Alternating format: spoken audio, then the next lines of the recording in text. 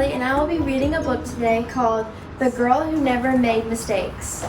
For Beatrice Bottomwell, Friday began like any other day.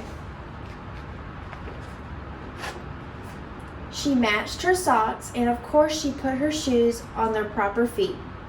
She remembered to feed her hamster, Humbert, his favorite food, broccoli. And when she made a sandwich for her brother Carl's lunch, she used exactly the same amount of peanut butter as jelly.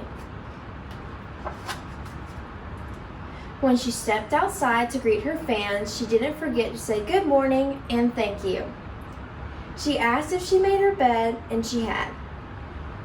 They asked if she forgot to do her math homework. Nope.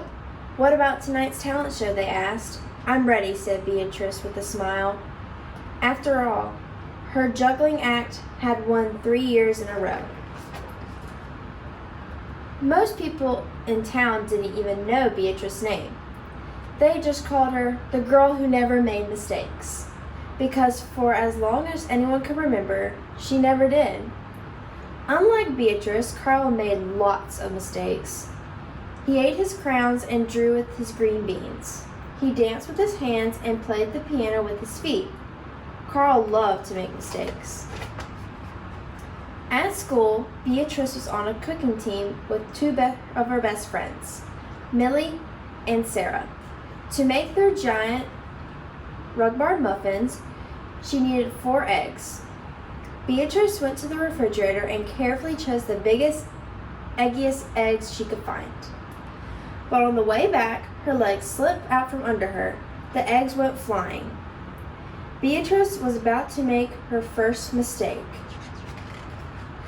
But she didn't. That was close, thought Beatrice. The baker said, Sorry, Beatrice. I dropped a piece of rhubarb.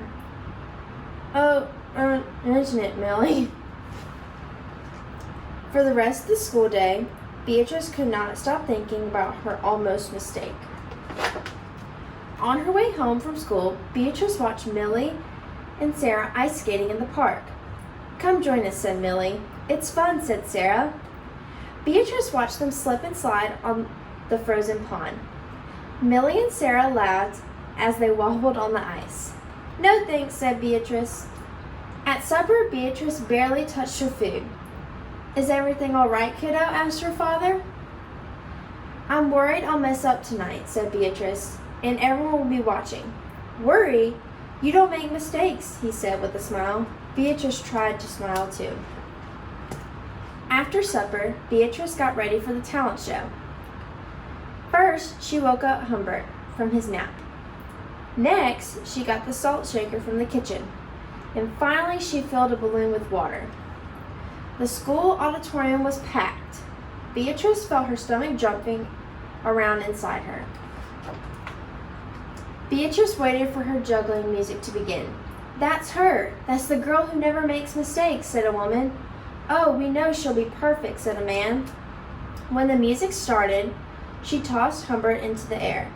Next, she added the salt shaker. Finally, the water balloon. Beatrice didn't miss a beat. The crowd clapped with delight. But Beatrice noticed something about the salt shaker. Specks falling out of it were not white. Achoo!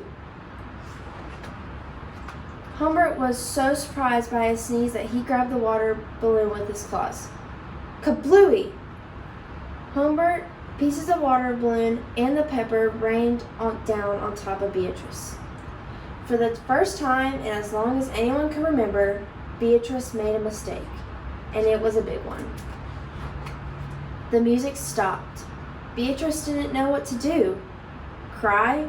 Run off stage? The crowd sat stunned. They couldn't believe that the girl who never made mistakes made mistakes. Beatrice looked up at Humbert. He looked back at her. The hamster fur was soaked and speckled with bits of the balloon. Beatrice let out a giggle. The giggle grew into a chuckle, and the chuckle grew into a laugh. The people in the crowd looked at each other and then back at Beatrice. They began to giggle, then chuckle, then finally roar with laughter.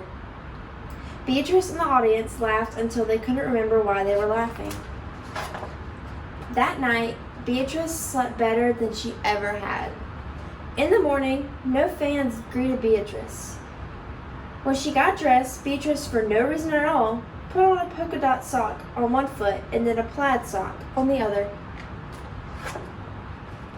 Beatrice and Carl made sandwiches. This time, they put the peanut butter and jelly on the outside.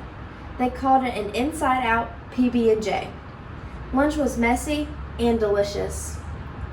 Later, Beatrice found Millie and Sarah skating in the park. They fell a lot and laughed. Now people no longer called her the girl who never makes mistakes. They just called her Beatrice.